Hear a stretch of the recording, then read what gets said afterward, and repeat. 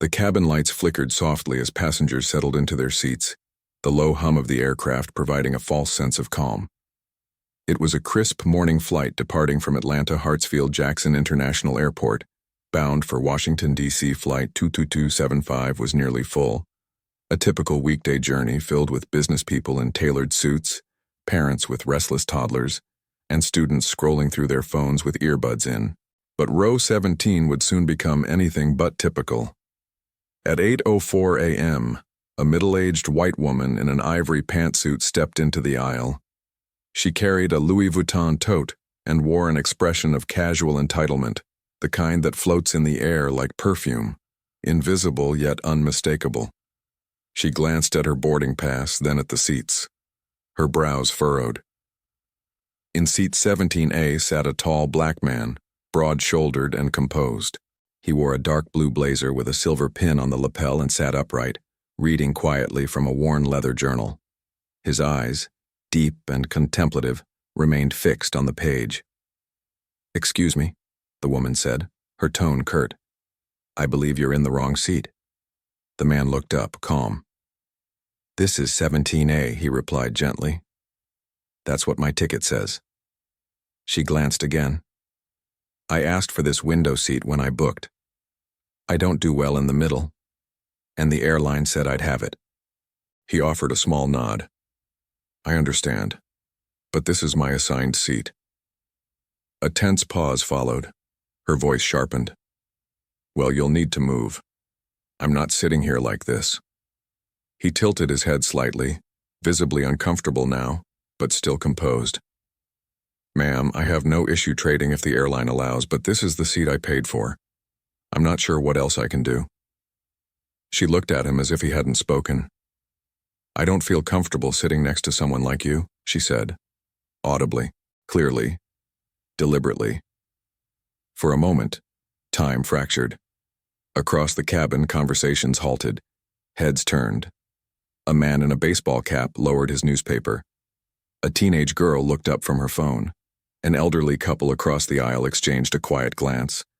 A stewardess froze mid-step with a cup of orange juice trembling in her hand.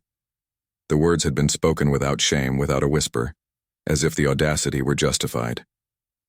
The black man said nothing.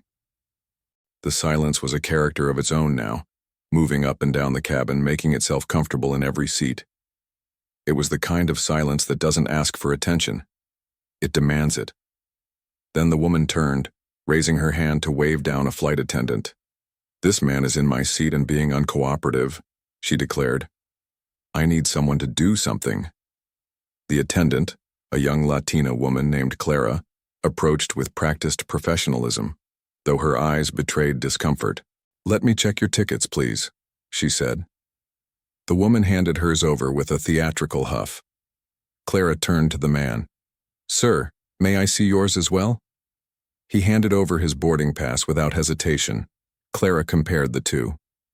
"Sir, you are correctly seated in 17A, she confirmed, then turned to the woman. "Ma'am, your seat is 17C. That's the aisle." The woman's face tensed. "There must be a mistake. I paid for the window. I don't want to sit next to him either way." Clara inhaled slowly. "I'm afraid the flight is full. There are no available window seats. I kindly ask that you take your assigned seat so we may begin final preparations for departure." A long pause. The woman didn't move. She turned toward the man again. "I've had enough," she muttered. "You people are always causing problems." Clara's eyes widened. A low murmur rippled through the nearby rows. The tension was suffocating now, folding itself over the cabin like a heavy blanket. But the man, still seated, still composed, slowly closed his journal.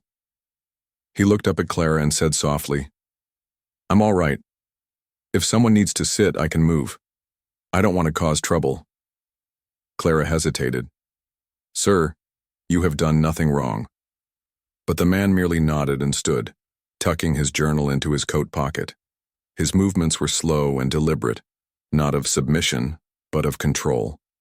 His eyes did not meet the woman's. As he stepped into the aisle, a child in the back row whispered to her mother, Why are they being mean to that man? The mother said nothing. The woman slid into the window seat with smug satisfaction, adjusting her bag and pulling down the armrest as if to establish a boundary. The man remained standing, waiting, unsure of where he was supposed to go now. Clara stepped away to speak with another crew member, concern etched into her brow. Then, the intercom clicked. "Ladies and gentlemen, this is your captain speaking. We've been notified of a seating issue and we're going to delay pushback for just a few minutes while we clarify. Please remain seated." Murmurs returned. A delay? For a seat dispute? The man was now standing in the aisle, a dignified silhouette against a world that had just made him invisible. In the cockpit, Captain Richard Hayes, a former Air Force pilot, watched the cabin camera footage. He rewound the last minute. He watched it again. His jaw tightened. He unbuckled his harness, stood, and opened the cockpit door. At that moment, every head turned toward him. The pilot was walking down the aisle. What he would do next would not only change the atmosphere of that flight, it would alter the way everyone on board viewed dignity, silence, and the quiet power of standing one's ground. The man standing quietly in the aisle of Flight 2275 was more than a passenger, more than a silhouette of patience and restraint. His name was Marcus Elijah Green, and his story did not begin that morning at Gate B-12. It began decades earlier, in the heart of Alabama, in a two-bedroom house built by hands that knew the texture of cotton, concrete, and war. Marcus had been born in 1965, the same year President Lyndon B. Johnson signed the Voting Rights Act into law. But the ink on that paper had done little to shield Marcus's childhood from the venom of the Jim Crow South. He remembered the water fountains marked whites only. He remembered the way his father, a quiet man with proud eyes, would hold his hand tighter when a police car passed by. And he remembered, most vividly, the day his older brother was beaten for walking through the front entrance of a movie theater. Marcus learned early the importance of silence, of composure, of watching the world with alert, cautious dignity. As he grew, Marcus found refuge in books. His mother, a schoolteacher, would bring home dog-eared novels and place them on his bed like sacred offerings. The Souls of Black Folk, Native Son, the autobiography of Malcolm X. They became his compass. But it was not only books that shaped him. At age 18, Marcus enlisted in the United States Air Force, not out of patriotism, not entirely. He enlisted for the promise of something larger, an escape, a path away from the invisible ceiling above his head. Over the next 20 years, he would serve in 9 countries, speak 3 languages fluently, and earn 2 commendation medals for acts of extraordinary courage. He became a military intelligence officer, specializing in risk analysis and diplomatic coordination. He had briefed generals, sat with ambassadors, saved lives that would never know his name. And yet, in civilian clothing, back on American soil, Marcus often vanished again, into the category of just another black man. Taxi drivers passed him by. Store clerks watched him more closely than others. Even neighbors, polite but distant, seldom asked about his life before the suburbs. He never forced his story into a room. He didn't need to. After retiring, Marcus dedicated his life to mentoring young black men in under-resourced communities. He volunteered at shelters, wrote op-eds on racial disparity in the justice system. Quietly, steadily, he became a pillar for others. But all of that, all those years of service and sacrifice were invisible to the woman who had looked him in the eyes and declared, "You people are always causing problems." What she saw was not Marcus the veteran, not Marcus the father, not Marcus the man who had held his dying son's hand after a tragic car crash 2 years prior and whispered, "I will never stop honoring you." What she saw was simply skin. As Marcus stood now, quietly in the aisle of a plane preparing to ascend, those memories pressed gently against the back of his mind like a tide returning. He thought of his late son, Elijah, named after his grandfather, whose ashes he had scattered on the mountains of Colorado last spring. He thought of the promise he had made to visit Arlington Cemetery this very week, to kneel by the grave of a fallen comrade from Iraq. This trip had meaning. It wasn't just another flight. And yet here he stood, being asked to relinquish his place, his space, once again. Meanwhile, in the cockpit, Captain Richard Hayes studied the footage and felt a knot tighten in his chest. He had flown over 2,000 commercial flights. He had seen rude passengers, angry passengers, even violent ones, but rarely had he seen such cold, unprovoked disdain disguised as civility. He remembered Marcus's face, his eyes. Captain Hayes had served too.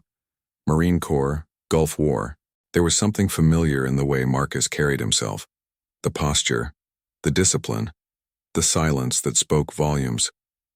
He tapped on the cockpit phone. "Clara, please stall the cabin. I'm coming back." "Yes, Captain." Now, as Marcus stood unsure of where to go, Clara returned, offering an apologetic smile. "Sir, I'm terribly sorry. The captain is on his way. He'd like to speak with you personally." Some passengers whispered now. One or two were filming discreetly with their phones. The woman in seat 17A frowned and crossed her arms. The aisle parted as Captain Hayes stepped into view. Tall, broad, salt and pepper hair, his uniform crisp, his voice calm. He walked the length of the aisle, each step deliberate, like a courtroom approaching judgment. The plane was so silent one could hear the rattle of an overhead bin. He stopped directly in front of Marcus. "Sir," Hayes said, voice low but firm.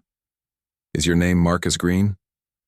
"Yes," Marcus replied, his voice steady. Hayes studied him for a moment, then did something no one expected. He lifted his right hand and saluted. The gesture was slow, precise, and filled with weight. The cabin gasped. Marcus, surprised, blinked, then slowly, instinctively returned the salute. Hayes lowered his hand. "Ladies and gentlemen," the captain said, turning to the stunned passengers. "This man is Major Marcus Green, retired United States Air Force. He has served this country with honor for over 2 decades. He holds 2 medals for bravery and has risked his life in ways most of us will never understand." He turned to face seat 17A. "And no one," he continued, voice harder now, "has the right to treat him, or any passenger, as less than human. Not in this cabin. Not under my command." The woman flushed, her confidence evaporating like steam. She stared at her handbag, avoiding every gaze around her. Hayes turned back to Marcus. "Sir, it would be an honor to have you back in seat 17A. Unless, of course, you'd prefer a seat in first class when where you belong." A hush fell again, this time not from tension, but reverence. Marcus paused, then spoke softly. "I'll remain here. I don't fly to be seen. I fly to arrive." Hayes nodded. He turned to Clara. "Escort the lady to another available seat. If there are none, she will be deboarded." Clara complied. The woman, pale and trembling now, was guided down the aisle under the heavy judgment of every eye. As Marcus sat once again in seat 17A, a man from 3 rows behind began to clap. Slowly. Then another. And another. The cabin erupted, not in noise but in respect. And yet, Marcus looked only out the window, his hands folded over the leather journal in his lap.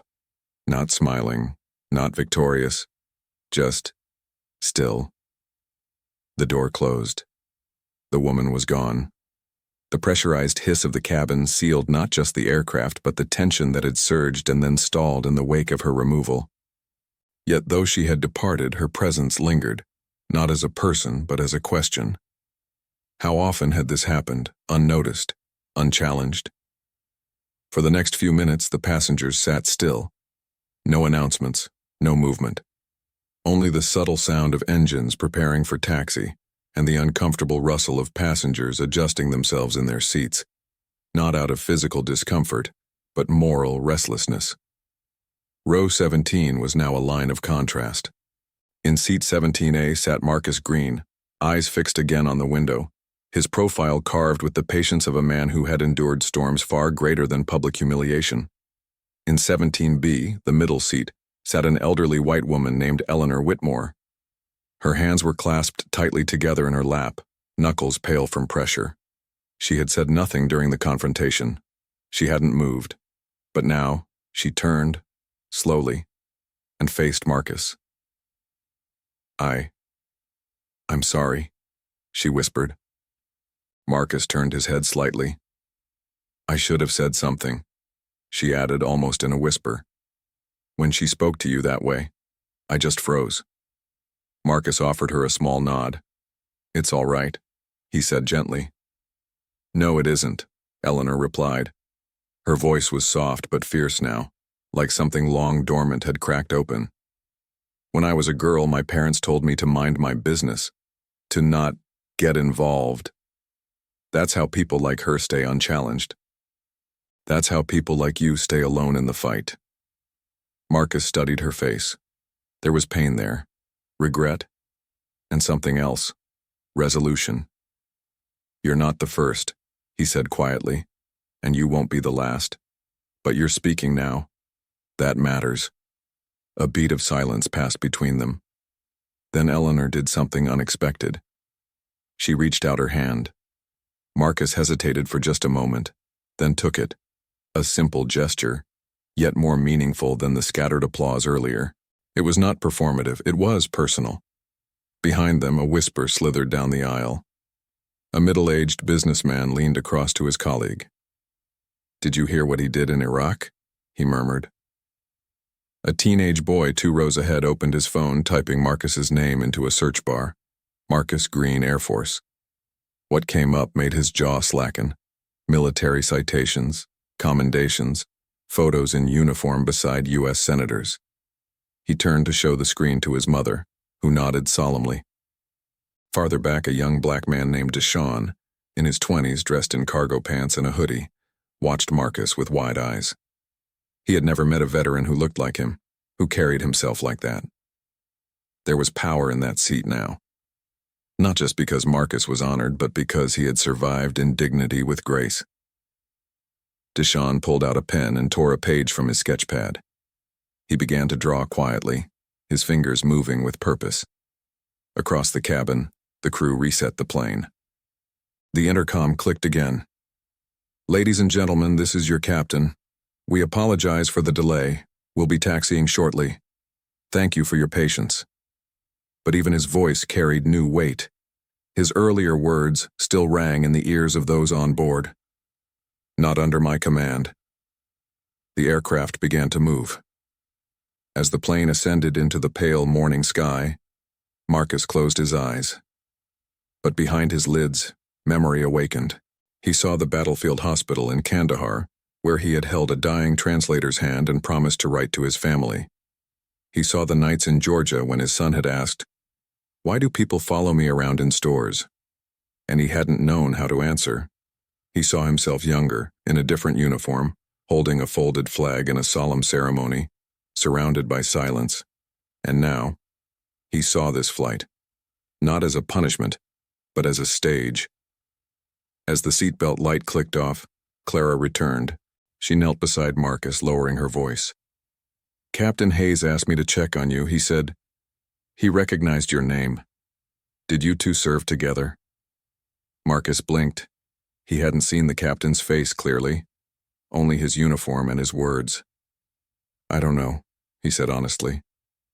"Well," Clara said, "he seemed to know exactly who you were." Marcus furrowed his brow, curious now. Eleanor, still seated beside him, leaned in. "Did you ever meet him during your service?" Marcus shook his head slowly. "I met many pilots, but names and faces blur over time." Clara stood. "He said he'd like to speak with you after the flight." Then she added, "He said you once made a decision in Baghdad that saved a group of Marines. He was one of them." Marcus's breath caught. "I didn't think any of them knew who I was." Clara smiled softly. He never forgot. At the back of the plane, Deshawn finished his drawing.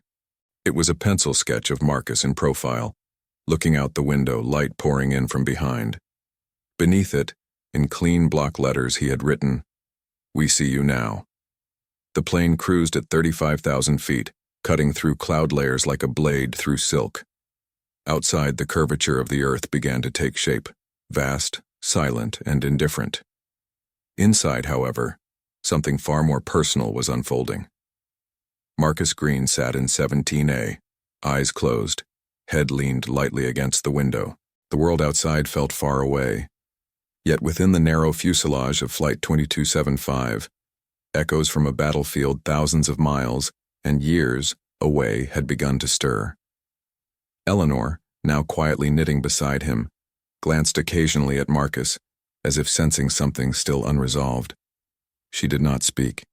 She merely kept her rhythm, her fingers dancing like prayer beads through the yarn. The intercom clicked. A soft chime followed. "Ladies and gentlemen, this is your captain. Before we continue with our scheduled service, I'd like to take a brief moment of your time." Passengers looked up, tray tables half open, drinks paused in midair. A collective silence fell. Some of you may have witnessed the situation earlier in this cabin involving one of our passengers. I will not revisit the incident, but I do wish to offer something else. Perspective. A beat. Years ago, during my final deployment in Baghdad, my unit was stationed near a joint intelligence center. One night, during a blackout, we received intelligence that a convoy had been misrouted and was headed straight into a hostile quadrant. There was no time for command clearance, no time for bureaucracy. Someone needed to act. In 17A, Marcus slowly opened his eyes. That night, the captain continued, an intelligence officer broke every protocol to divert that convoy. He sent armed scouts. He made contact with my team directly, even though he outranked none of us. He took the heat later, but we survived. A hush swept through the plane. That officer saved 14 Marines, including me. Marcus's breathing grew shallower. The details were too precise. He remembered the night, the chaos, the static on the radio, the urgency of decisions made in darkness. In military reports, the captain went on, his name was just one line in an appendix. But for us, he was the difference between a folded flag and another sunrise. Another pause. His name was Major Marcus Elijah Green. Now the silence was different. It was reverence. Passengers began to look at Marcus again, but not with mere curiosity, with awe. In 3C, a businessman lowered his laptop and straightened his posture. In 22F, a mother rested her hand over her daughter's. In 14D, Deshawn stopped sketching and simply stared forward, tears welling at the corners of his eyes. In 17B, Eleanor reached for Marcus's hand again.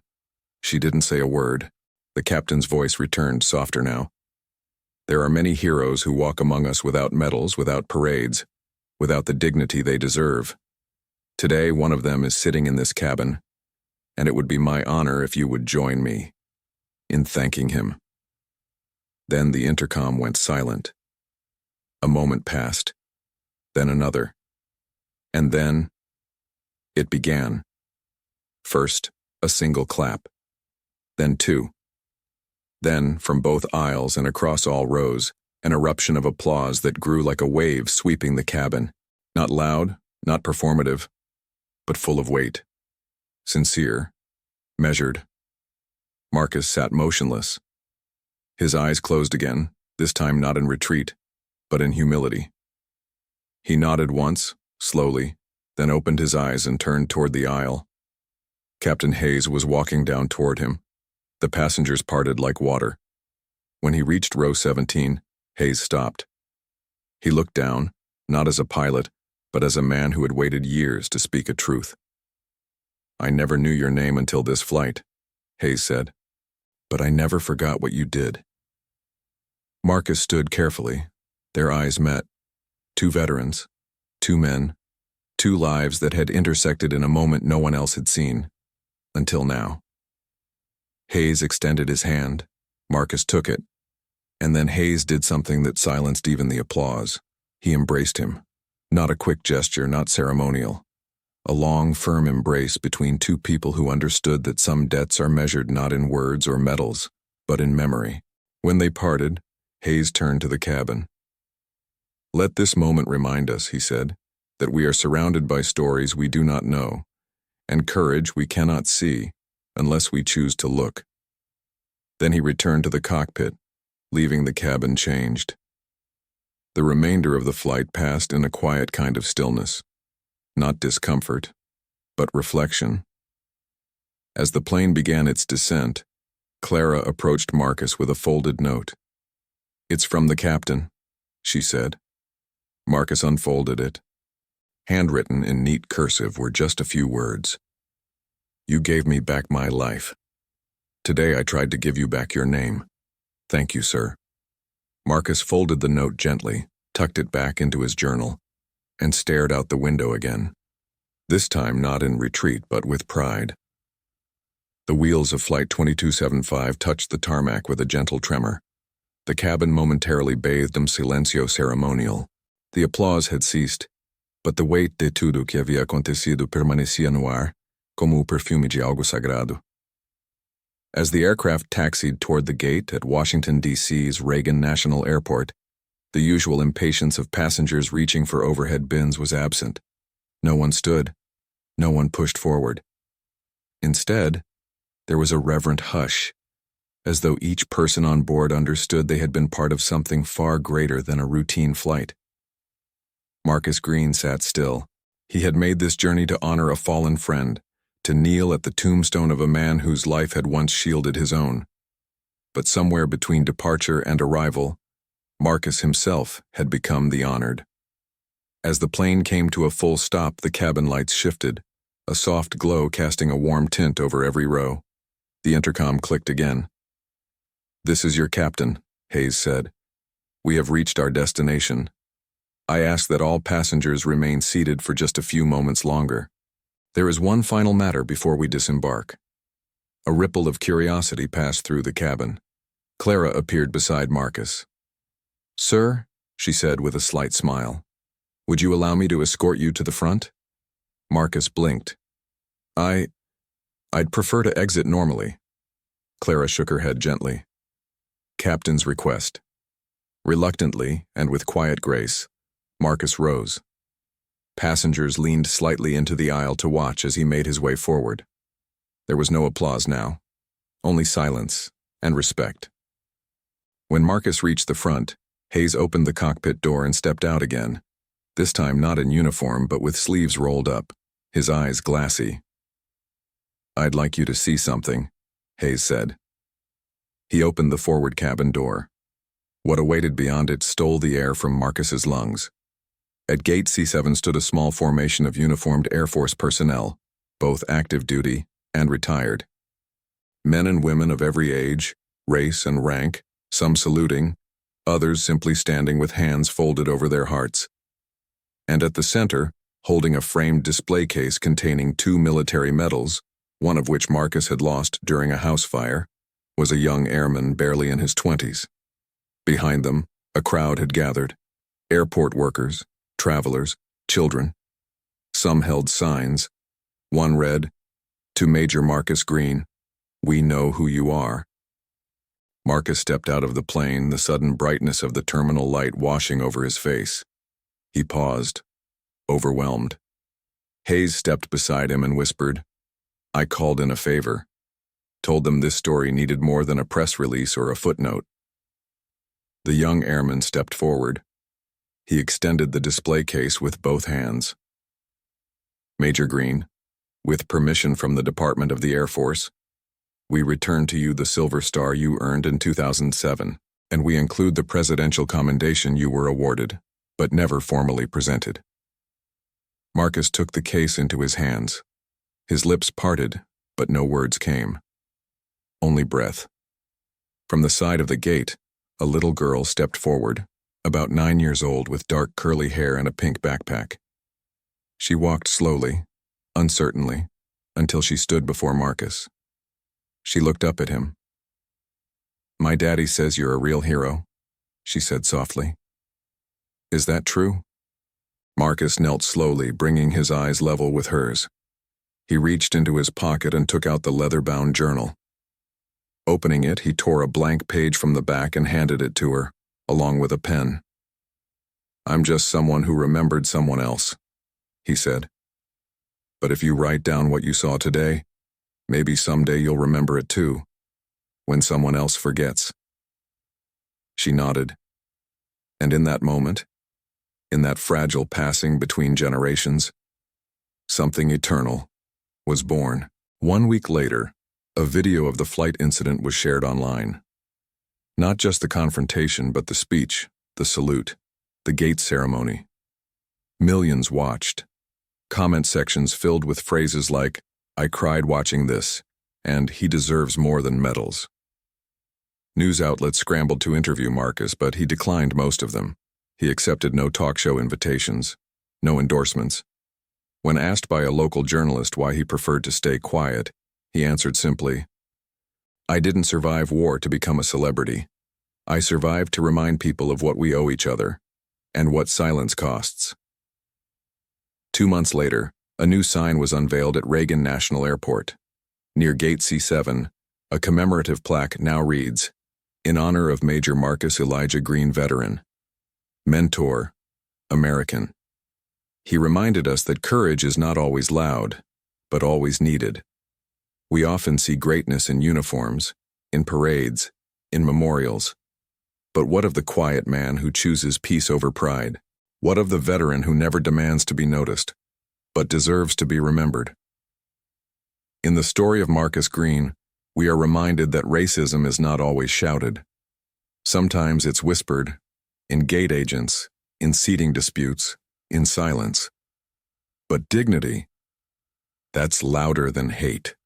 And when the world finally listens, even the smallest seat on a crowded flight can become a throne of honor.